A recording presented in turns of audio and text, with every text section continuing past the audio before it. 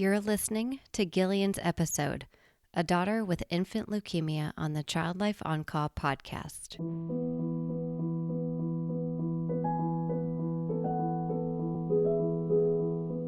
Hi, and welcome to the Child Life On Call podcast. When your child is sick, the whole world seems to stop in its tracks. Plans and priorities change, and your number one job becomes figuring out how to get your child well again. For some of us, rest, medications, and relaxation can do the trick. But for others, it takes more.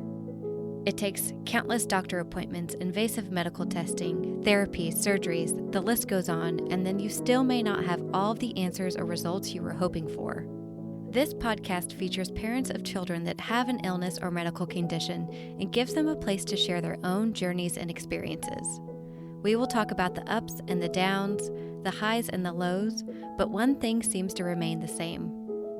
Children are resilient and teach us more about ourselves and the world than we could ever imagine. Thank you so much for lending a listening ear and opening up your heart to these families and this podcast. I'm your host, Katie Taylor.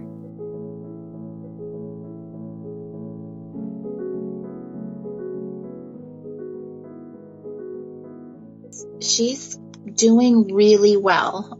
She has this tenacity to just overcome anything that's thrown at her. She's having so much fun at school and so much fun being able to really run around and keep up with the kids. And you would just never know it to see her, that she's had all of these really intense struggles in life. Hello, everyone, and welcome to the Child Life On Call podcast. I am so happy that you are here today. Whether you are a parent of a child with an illness, or you are a child life specialist, or you are in the medical field trying to learn more about the parent and patient perspective, I'm just so thrilled that you are here and listening to these important stories. And the truth is that when a child is sick or has an illness, it's not just the child who suffers. It really is the parents who are there tirelessly and endlessly and are worrying. It's the brothers and the sisters, it's the grandparents and the loved ones. And so this is just a real safe space where people can come in and share their stories. Today we will hear from Gillian, who is a mama to 4. Her kids all range in age from 6 to 12. She and her husband, Luis, live on an acre of land, and they have their own little zoo of 18 animals and are a close-knit hybrid homeschool family. Over the next hour, you will hear Gillian describe her personal journey that includes a cancer diagnosis for her infant daughter and a life-altering accident that happened a year after she finished chemotherapy. She shares her own personal struggles in coping and how she sought medical help herself. She'll describe how meeting another mom whose life paralleled hers turned into a lifelong friendship and a special bond that will stay with her forever. These two moms connected through humor, and they've also started a podcast called For Grits and Giggles to talk about their ups and downs. And you have to listen to this podcast. It will make you laugh. It will make you cry. You will feel like you are sitting in the room with them. So without further ado, I want to get started and hear from Gillian. Yeah, my little Violet, she is 6 now. Our story with Violet is that she was what I thought was going to be our easiest, our most natural baby. I didn't have an epidural finally with her. I had a doula. We did everything organic. And she just was not real happy for a few months. And I mentioned it to her doctors. We had kind of fallen into this little gap where she wasn't due to be seen by her actual physician. She was just going in for her little booster shots. So I mentioned to the nurses that she was fussier than the other babies. When we did see the pediatrician, he thought that maybe she had a little separation anxiety, because that can happen, around 6 months or so.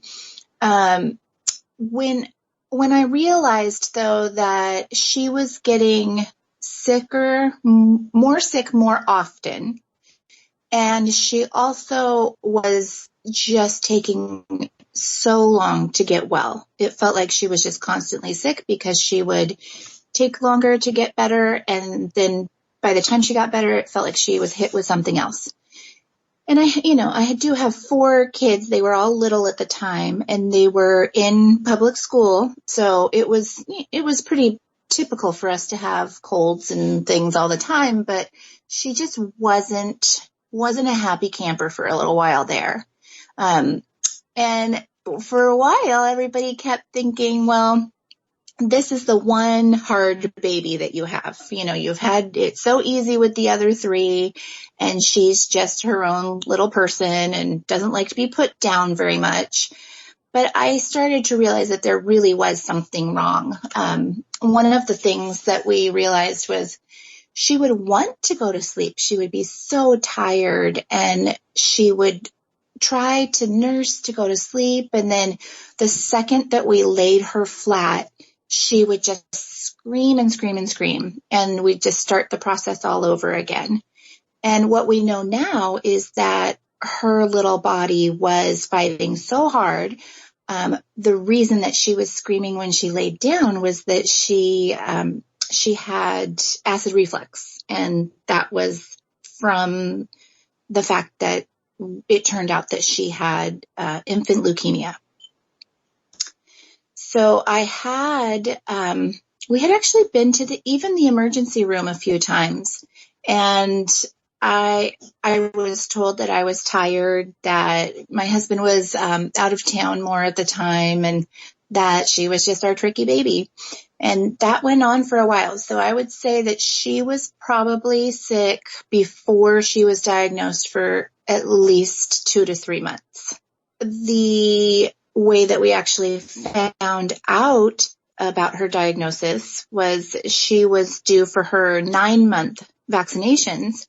And we took her in, and we told her nurse again that she hadn't been feeling very well, but at that time she met the criteria for her vaccinations.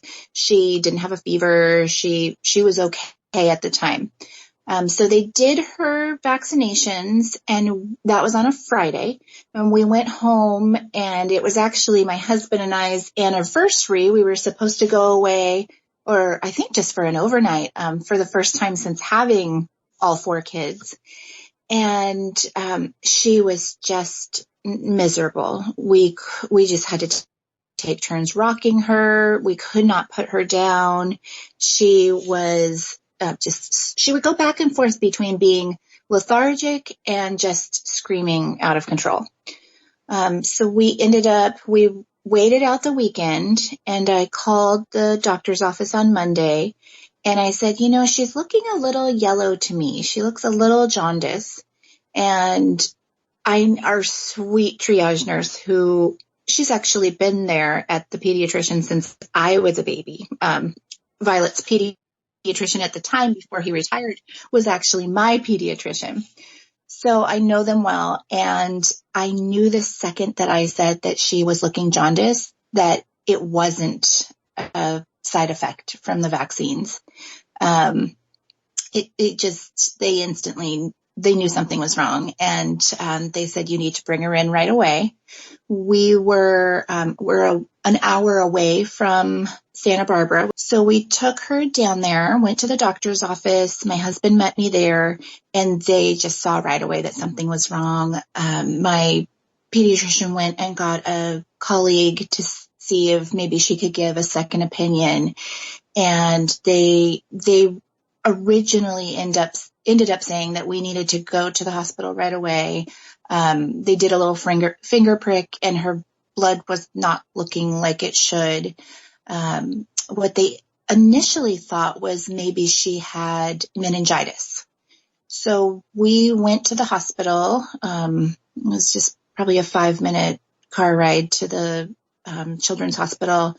And that time was just a whirlwind. I remember most of it, but it's weird that now that I can see now that I was definitely removed from the situation and just trying to get through it and telling them what we had been experiencing the last few months. And there was so much blood draw and IVs, and They had originally sent us there to have a spinal tap, but when they checked her blood, her hemoglobin was so low that they didn't feel comfortable.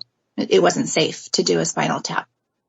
So we ended up being admitted, and they had told us at that time that she either had some type of cancer or a serious bone infection, and they did say that either of those options would require chemo.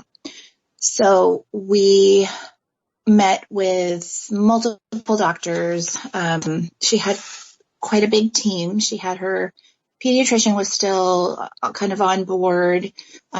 We had the children's oncologist, the pediatric oncologist. I remember the hospital doors open. I had all of my girlfriends around me, and I saw Violet's ped. And he came in. He didn't have hospital privileges on the unit. He was delivering a baby, I think, or doing a baby check, a well baby check in the maternity ward.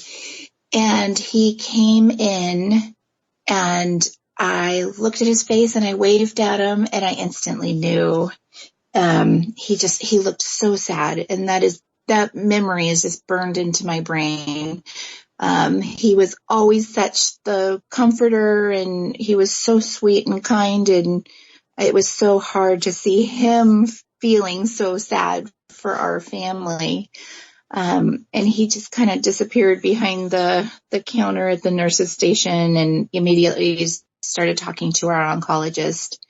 So I knew, and I told my girlfriends I knew. And we waited around for a while, and a few of the nurses came in and asked if my husband was going to be back soon. He had gone up to our house an hour away to get some things, and they kind of kept asking, have you talked to Luis recently? Is he going to be back anytime soon? And finally, I talked to my girlfriends, and I went up to the nurse's station, and I just said, we can't wait anymore. I already know the answer. We don't want to wait for Luis to come back. He's okay with me finding out first. And that's when the oncologist did come in and give us her diagnosis, which was infant leukemia. Hers was pre-B cell. So, with air quotes, I say that we were told she had the good kind of cancer, because ultimately in her case, she had a 90% survival rate. Wow. So, how does it feel when somebody tells you that your daughter has the good kind of cancer? It must just be so confusing. It really was. And for some reason, all my brain could say was, are my other children okay? I have no idea why I went there, but I was just stuck on repeat with that. And I don't know if I thought maybe because it was the good kind, maybe the other kids, it ran in the family, or I don't know why, but I just remember being stuck there until the oncologist said, no, your other kids are fine. And then I kind of went to the denial phase. It was such a strange feeling because I knew something had been wrong for so long, and we fought to try to figure out what was happening. And then once we were told, I kind of went into that, no, let's take that back. That never mind. I think maybe she has something else. And I remember talking to the oncologist about a hereditary disease that runs in our family. And when my uncle was actually 16, they thought that he had leukemia, but it was actually this other disease that runs in the family. So the doctor finally looked at me and said, she might have that, but she does have cancer. So right now we need to work on the leukemia, and, we'll do all the other tests to see if she needs any additional help. And so I guess Luis wasn't even there yet. So did you have to call him and tell him? I did. I called him and I tried are you on the road yet? And he was still at home, and he knew right away. He said, you just need to tell me. And I said, well, why don't you come down here? And he said, no, you just need to tell me. So I told him over the phone, and it was awful. It was awful not being able to, console him at the time. I felt terrible about that. I had all of my girlfriends with me, and he was up at our house by himself an hour away. So that was just bad timing, I guess. I'm sure it's hard to go back and think about that and relive all this. It is. I do suffer from PTSD with everything that Violet went through, a lot of her complications, which I'm sure we'll talk about. It's hard. It's hard to go back, and every once in a while I just feel kind of disassociated when I talk about it too much. But for the most part, I'm in a good place, and it's good to go back and kind of each time I talk about her story and her diagnosis, I remember other bits and pieces, and that's been helpful in a way, even to kind of just remember more now that we're kind of past the most frightening stage. I'm able to remember little things that happened in the hospital, or basically just her babyhood. She was there for so long that every once in a while we'll remember these little things, and we can finally, laugh and remember her good little babyhood, even though it wasn't the best of circumstances. Yeah, absolutely. And I guess for those of us who don't know exactly what infant ALL is, would you mind giving us kind of a little bit of an understanding? So basically it's infant leukemia. Leukemia is actually one of the more, I don't want to say popular, that's a terrible word, but one of the more common childhood cancers. And the reason that they categorize hers as infant, any baby under 12 months is considered infant leukemia. And the reason that they do that is because the treatment is slightly different for each kind of subgroup of leukemias. This is also why we are considered to have the good type, because hers was not, it's not in our family. There are actually types of leukemia that have genetic markers, and she did not. But just because she was only 10 months old, she did fall into the infant category. And the way that we were explained what was going to happen was that she would have a more intense treatment. They keep the babies in the hospital for the majority of chemo, and that's because the babies get too sick too quick, is how our oncologist worded it for us. And that's, for obvious reasons, they can't tell you how they're feeling, and their little bodies just, when things do hit, it happens quite frequently at a really intense rate. So we were inpatient for a lot of her treatment. The beginning, we went in in the middle of June, and we tried to come home for her first birthday in August. August 18th is her birthday. And we lasted all of 24 hours, maybe a little less than that, because she was just miserable. And we tried to put her little dress on and do something fun, but she needed the extra support from mostly the medications that she was on. They were much more effective in an IV form, or she actually had a little portacath that her medicine went into. So we went back in, and I think we were there for a total of 3 months, aside from that little 24-hour stay at home.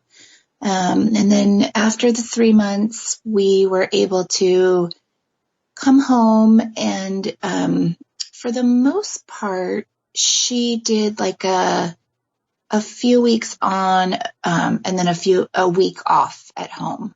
And the week off at home, you would think that it would be a little break, but those are actually the steroid weeks. So we would have this little baby who we lovingly called it roid rage. It was awful. She just wanted to eat all the time, but then she would have acid reflux, and it was just crazy. We literally, my husband and I would just stay up, taking turns holding her upright and rocking her at night. And we did that off and on. That was 2 years of treatment. So it was a long haul. She never had to have any bone marrow transplant or radiation. So hers was strictly chemo. Did she have any side effects that developed while she was in the hospital? She did. When she was, I think that it was around 18 months, we'd gone home after a round of chemo, and I noticed that things were just a little different. Her hands and her feet were peeling and driving her crazy. And she was it seemed like she had a virus, a little cold or something. And we ran it by the oncologist, and he said, no, I think she's just a little more miserable because, she's had so much chemo, and collectively it's probably getting more intense for her. And I should have gone with my gut instinct and just refused chemo, but along with that comes a whole slew of other complications. The state doesn't really love that you would try to withhold chemo from a baby, because we did have a 90% cure rate. So I know that we could have fought a little harder, but I just didn't have the knowledge at that time. What we ended up doing was going in and having her high dose chemo, and she got very sick.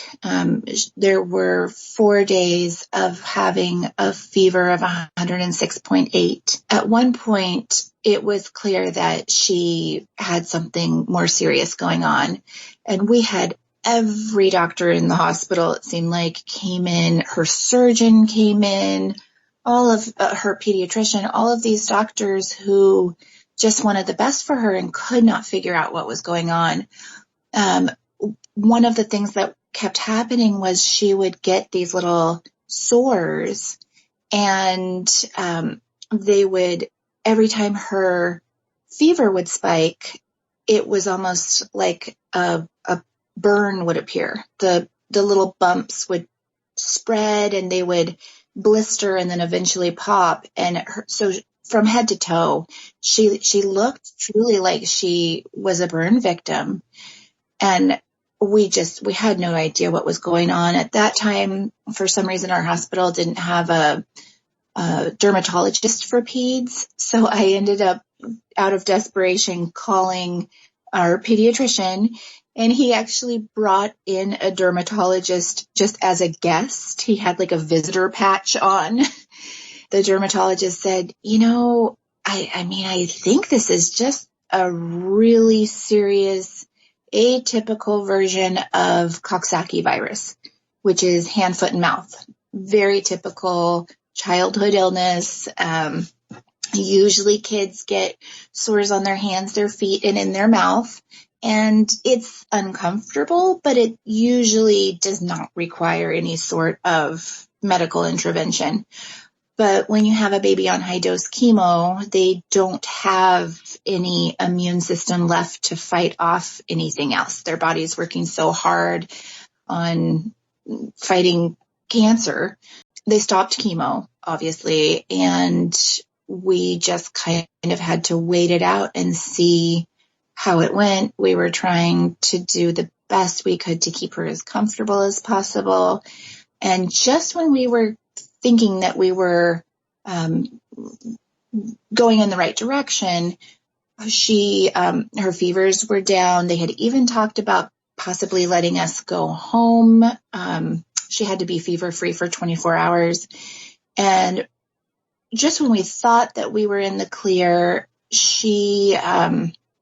I was laying with her, and I heard the biggest explosion that I had ever heard from a baby.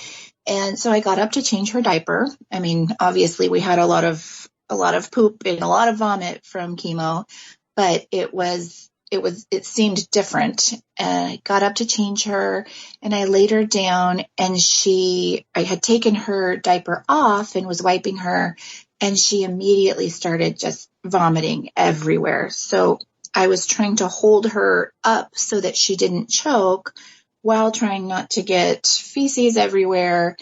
And I could not reach the nurse call button. And that is part of where my PTSD comes into play. Just that moment of being completely helpless and not being able to do anything for her, not being able to call out for help. That was an awful, awful feeling. Thankfully, one of our nurses was supplying the stock room next door, and she had heard something in our room, and it was actually me trying to kick the emergency nurse button that was on this panel in the room. And she came in and she had her arms full of sterile flushes for IVs, and she immediately said, "Oh no, she's seizing," which I didn't know at the time. I had only seen seizures, mostly on TV. And what I know now is that a lot of the times a sign of a seizure is that they get very still. They're unable to move. And so she was completely stiff. She wasn't moving at all. And our nurse called out for the emergency team from the pediatric intensive care unit. So all of the nurses, all of the head nurse, the director, everybody came in and was just trying to help. Her oncologist came down, and I just remember moving pieces of furniture out of the way and taking these flushes from the nurse at some point. So I had handfuls of flushes, and I'm kicking footstools out of the way. And our oncologist, we just wasn't expecting to find that. So he just kept saying her name over and over, hoping that she would respond in some way. And she just wasn't. And at that time, she had started to really have a visible seizure, a more typical shaking and just convulsing. And they ended up, they needed to make sure that she was still breathing. So they put her on a gurney to get ready to go down to have her brain scanned, because they needed to make sure that she wasn't having a brain bleed or anything at that time. And again, I had to try to call my husband and let him know that this was happening. And I remember being on the phone with the security department at his work. And I said, I can't get a hold of my husband. Please go find a friend of ours, one of our best family friends, go find him and have him drive him to the hospital. And I just kept saying that over and over and over. And this poor security guard, I have this knack for feeling bad for other people in our crisis.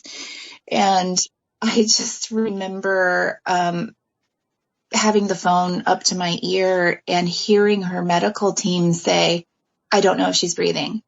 And they were all trying to figure out if they needed to bag her or what they needed to do. And so I just start screaming, "Is she breathing?" And the security guard on the other end of the telephone she was devastated. I mean, I didn't know that she knew what was going on with our family. So I think at some point I ended up hanging up on her because I wasn't sure what Violet's status was. And she was breathing. They didn't have to intubate at that point or anything. And they ended up getting her stable and taking her down and doing the MRI. And somehow Luis got the message to come down to the hospital, and it I think that was a moment of what I know now was disassociation, where my mind just couldn't handle all of that. So I just decided I'm going to be helpful. I'm going to clean up our room because we're being transferred over to the pediatric ICU. So I'm doing all of this stuff, and Luis comes in and he's just hysterical. And I hugged him, but it was like I was out of my own body. It was such a strange experience. And then we waited a little while, and they brought her back in, and she did have her little oxygen mask on, and she was not awake yet at that point. But I think it was probably within, I would say, probably an hour or two that she did wake up. They sedated her for the imaging. And when they brought her back up, she was so cute. We have this little video of her. Louise is leaning over her little crib in the PICU, and she's got her little oxygen on, and she realizes that Louise is there, and she just gives the biggest smile, and just, it's obvious that she recognizes him. And I don't think she had a clue that anything had happened, really. And then for some reason, we know with Violet, for some reason, some of the medication that normally calms people down, like Ativan, for some reason with her, it'll work for maybe 15 minutes, and then it does the absolute opposite. So, Oh, that's horrible. yes. So she was up a little bit, and she was blowing kisses, and she just didn't understand why she had all these leads on and everything. That stay, we ended up having to be in the PICU for, I think it was about a week, and they still couldn't quite figure out what was going on. Her blood pressure kept spiking, and I remember there being such a different energy at that time, because we're not only dealing with her oncology team, but they pretty much have to hand the reins over to the intensivists in the hospital, because at that point, the priority is not fighting cancer, but the priority is saving her life.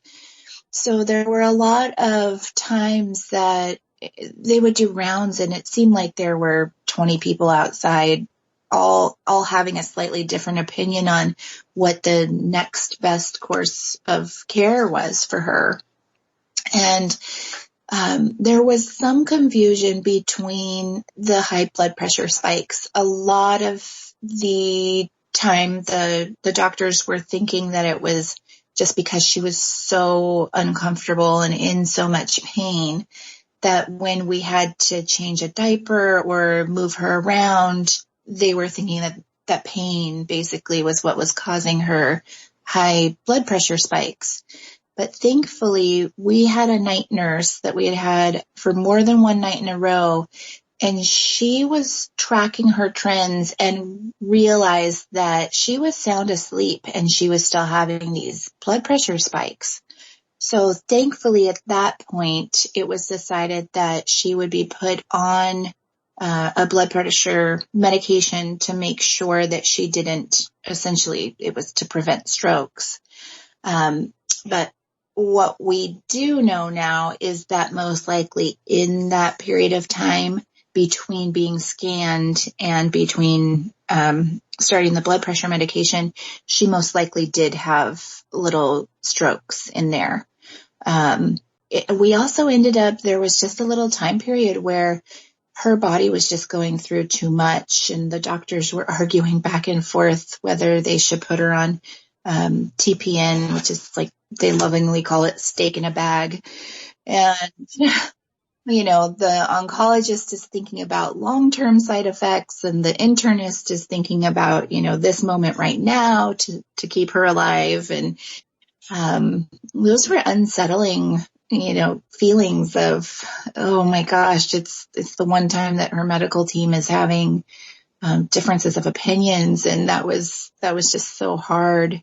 But they ended up coming up with a plan. She did have the TPN, and that just gave her body a little break from having to eat or do anything extra. And so between the artificial nutrition, and she was on an anti-seizure medication, and she was also on the high blood pressure medication, that combination allowed her to just work on healing, and she was able to transfer from the PICU over to the regular pediatrics floor again. It was around between Halloween and Thanksgiving. So our goal at that time was to try to get her home for Thanksgiving. And I do remember I have pictures somewhere of I didn't know how I was going to keep all of these medications on board 24/7 at home. Even in the hospital, I was always really attentive to what she was on, just so that I kind of could keep that cycle at home. And the doctor walked in one day and said, "Wow, I've never seen that before." But we had taken the dry erase marker and put all of her medications up on the windows. And the doctor came in and he goes, "It's interesting to see it written out like that." I think I'm pretty sure it was 19 medications that she was on. It was a struggle to go home. Obviously, we wanted to be home and we wanted her to be around her siblings, but it was always hard on Luis and I, because we had to be not only the parents of all the kids, but also the nurses. And we were so grateful to go home for Thanksgiving. And she was just starting to her skin was still awful. But she was starting to perk up, and she loved being home for Thanksgiving. Over the next year, Violet and her parents went back and forth from the hospital. And right around the age of 2, Gillian began to share her concerns with the medical team about some of Violet's delayed motor skills. And they said, "Oh, it's, kids on chemo, they have delays, they've been in the hospital, they've been catered to, it's typical, it's not abnormal." I remember at one point putting Violet down in her oncology clinic, which is the outpatient oncology office. And her oncologist was kind of trying to say that, "Oh, she's just probably like accustomed to being carried everywhere." And I asked her, "Violet, do you want to get down?" And she said, "Yeah." So I put her down and I said, go walk with the doctor. Take him on a walk. So she walked him out, she's holding his hand. And then she turns back to me and asks, if she can go to the parking lot. I said, "Well, you can try it." So they go over to the staircase, and instead of just picking up her hand and using the railing on the left-hand side, she got down on her little booty, scooted around her doctor to go to the other side of the wall, the staircase, so that she could use her left hand to hold on to him and her right hand to hold on to the railing. And the look on his face when he realized, oh, she really wants to walk down these stairs. And he was so funny. He turned from, oncologist that was just sure she didn't have a problem to, oh, Violet, oh, I don't know if we should go down the stairs. Oh, no. Oh. And he was so nervous. He finally realized, oh, she wants to do this so bad. And there's just a little something holding her back. So between that, he agreed to look into it further. During their next hospitalization, which was during maintenance, a lower dose chemo treatment, Violet's other oncologist brought up the idea of completing a scan to take a look at her bone structure and quickly realized what Gillian had been sharing concerns about for a while. And as he's talking, we're sitting on the little parent couch, Violet and I, and at that time she would take her steroids or whatever medicines she had with a little tiny bit of coffee, because the steroids were so bitter that was one of the only things that would kind of mask the taste. So she's sitting there having her little tiny cup of coffee, and I think I had gotten a muffin or something, and she was asking for it. She was pointing at it and, signaling that she wanted it. So I said, yeah, go ahead. And instead of just using her left hand to reach for it, she scooted her little body all the way around so that she could use her right hand. And our oncologist said, why did she do that? And I said, I'm telling you, there's something is off. Something's not quite right. And he said, I didn't realize that she was, using alternative ways to get what she wanted. I thought that she just wasn't walking yet. I said, no, it's much more than that. So they had the orthopedic surgeon come in and do x-rays and take a look at her, and they couldn't find anything structurally in her skeletal system, anything wrong except for the fact that she had basically medicine-induced osteoporosis. But when it's in children, most of the time the bone marrow can help repair the strength of the bones. So they said, that shouldn't be what's causing this. So we ended up going down to UCLA to get a second opinion. And at that time, her neurologist realized that she had very mild cerebral palsy.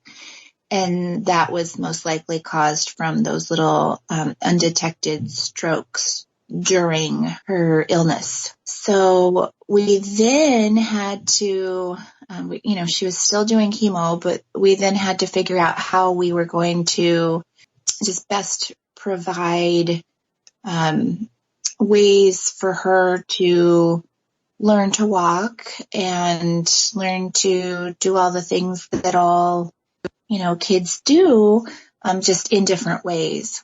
So I do remember that we got her a little dog. His name is Jackson. He's a little terrier. And because what we realized is anytime that she saw a dog, she would want to walk it. And she kept trying to walk our 70-pound white boxer, and that wasn't working out very well. So we got Jackson, and we have it on video. It's the cutest little thing. If she had his leash, she would just be so much more stable than when she didn't. And her first few real steps were walking Jackson. And he was so sweet. He knew not to ever tug on the leash or ever go, ahead of her. And I think that a lot of that actually has to do with the fact that there are therapy dogs in the hospital that come in and visit all the kids. So that was kind of her little comfort zone, I think. So Violet began doing physical therapy and occupational therapy and accomplished so much, like learning to climb up the stairs and tie her shoes. And at this point, when I was talking to Gillian, I truly felt like, wow, this little girl and her family have been through so much at her short little life, like getting diagnosed at 10 months old. So I was completely shocked when the story did not stop there. And she talked to me about this life-changing accident that happened on the year anniversary of finishing chemo. We took her to the movie theater, which we'd never been able to do with her because kids on chemo have such low immune systems. The movie theater is like one of the big no-nos. So we ended up trying to go to see Finding Dory to celebrate, and we went with friends up to the mall, saw the movie. She had kind of a love-hate relationship with Finding Dory because it was very loud, but she loved the movie. So she spent a majority of the time holding her hands over her ears, but also laughing like crazy. And when we left the movie theater, my friend's daughter wanted to go into a clothing store. So we went in there, and the kids were kind of playing among the racks of clothing. And when we went up to pay, she was used to the round racks, and she backed up to kind of hide in between the clothes on a display rack right next to the register. and she didn't realize that the bar that makes the rack stable was directly behind her knees. And she lost her balance and just went completely backwards. And she hit her head on, it was a concrete floor. And at the time, there was no blood, no vomiting, no loss of consciousness. I've had kids with head trauma that I definitely would have thought that, they for sure had something wrong. But she just didn't have any of the signs at that time. We took her out and got her ice, and she seemed okay. We put her in the car and we drove home. She fell asleep, but it was her bedtime anyway, so that didn't seem abnormal. But the next morning she woke up and she kept telling us that her throat hurt. And we couldn't figure out why her throat hurt. Are you stuffy? Do you think you have a cold? What's going on? And she just kept saying, no, my throat hurts. But what we realized is she was holding onto her neck, and her neck hurt. And so I had a workshop to go to, and I was really hesitant to go, but my husband said, go ahead, go. I'll call you if we need anything at all. So I went to my workshop and checked in when it was done. It was a little bit away from our house. And I checked in, and my husband said, she's napping. And I said, well, that's unusual because the kids had a friend over. She normally doesn't nap. She's napping, and her head hurt a few times. So I thought, oh, that's not good. Maybe we should go to the doctor. I came home. By the time I got home, Violet was sitting on the couch. She was rocking back and forth and holding onto her head, and just she was in agony. So I put her in the car to take her to the hospital, and she ended up vomiting all over, and I knew that those were just not good signs. So we again went to the hospital. We went to the one that was nearer to us, and they did imaging, and they said, you were right to bring her in. She has a brain bleed. We ended up going by ambulance from San Ynez down to UCLA. They redid imaging. They found that she not only had a brain bleed, but when she had fallen, she actually had a skull fracture as well. So we were in there. I think she was in there for about 4 or 5 days. They monitored her. They checked for any seizure activity. They did put her on an anti-seizure medication just to make sure that she was covered. She was on the road to just her head and brain healing itself. So we were sent home, being told that we needed to keep her as calm as possible for 8 weeks. And of course, it was the very beginning of summer. And it was that, oh no, we want to be home so badly, but also how are we going to do this? So 4 kids at home trying to be calm for the majority of summer.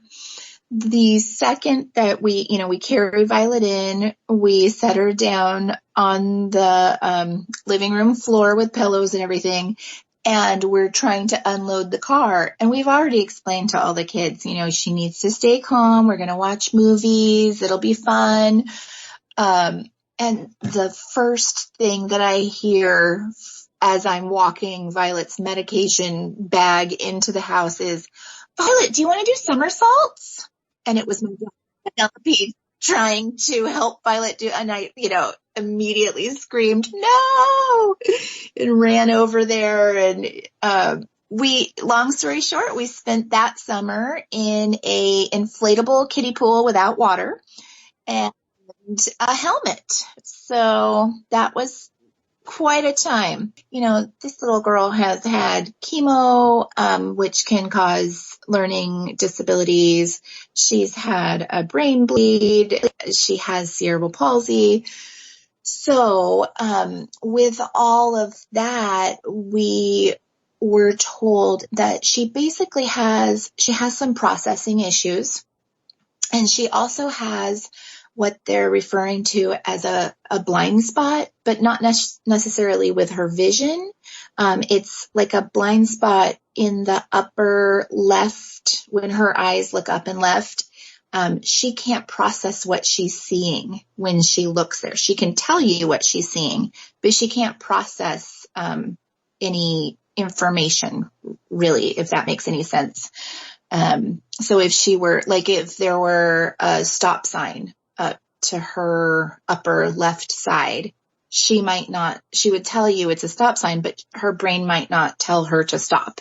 You've talked a little bit about other families that you have met and what they have done for you and how they've been supportive of you. And actually one of them has become not only your friend, but a podcast host with you. Yes, yeah, we've met quite a few families in treatment. And when I was in the beginning of Violet's treatment, I just didn't have, some of the advice that was given to us it just couldn't really apply because we had 3 other young kids at home and we were an hour away from our hospital, all these little extra hurdles that we had.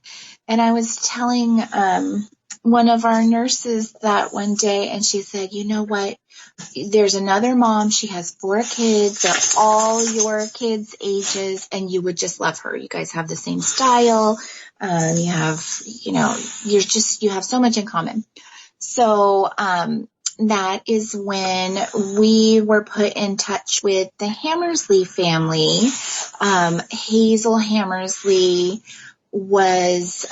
she was in treatment at the same time as Violet, different hospitals, but at the same time. She was 2. Hazel and Violet, they just connected. They were just so cute together in all of their they got to meet a few times, and they watched each other's little pages, and social media was quite sweet to see kids forming these little bonds over a computer. So Hazel actually ended up relapsing not once but twice, and sadly we lost her this time last year, and she was 7.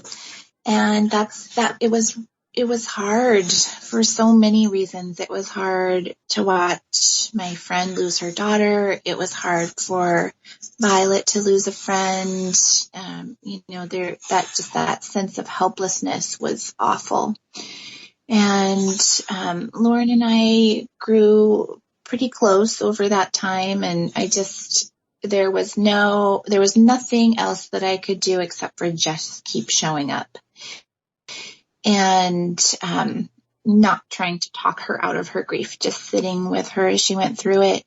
And we were both having a really hard time. I ended up actually going to get some help this summer.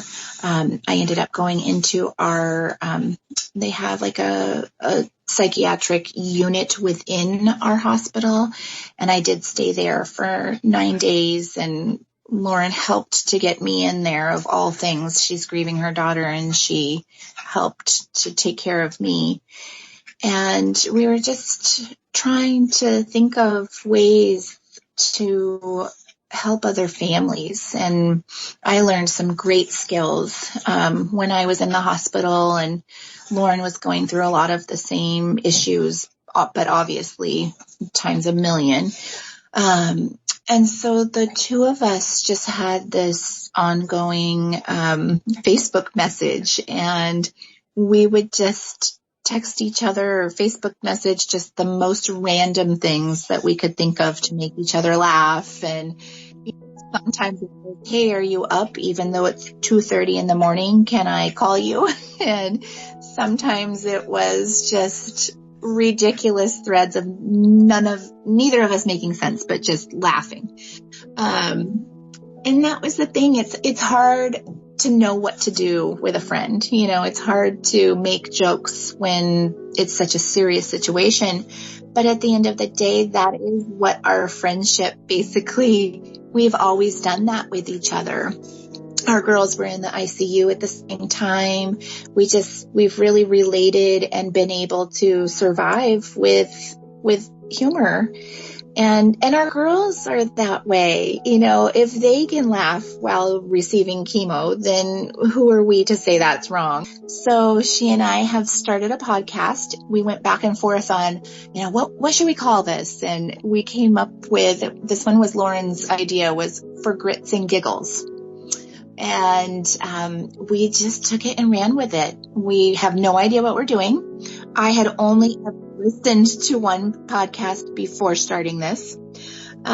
So it's been a learning experience, and it's been fun and hard and heartbreaking and joyful all at the same time. I will just piggyback on what Gillian is saying.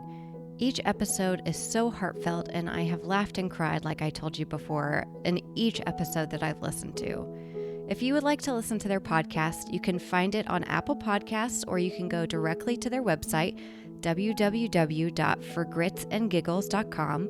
If you'd like to follow along with Violet's story, you can follow them along on Instagram at victory_for_Violet. Thank you so much to Gillian for reliving all that you have experienced during Violet's life and your perspective as well on what you went through personally. Using your words, she has so much tenacity, and she truly is so lucky to have you as her mom, to love her, to fight for her, and to be her advocate. Please rate and review this podcast, Child Life on Call, on iTunes, so that other parents and listeners can listen to Gillian's story and all of our other incredible guests. Follow along with me on Instagram, Facebook, and Twitter for updates about future episodes. And thank you so much for listening, and I hope you have a great day.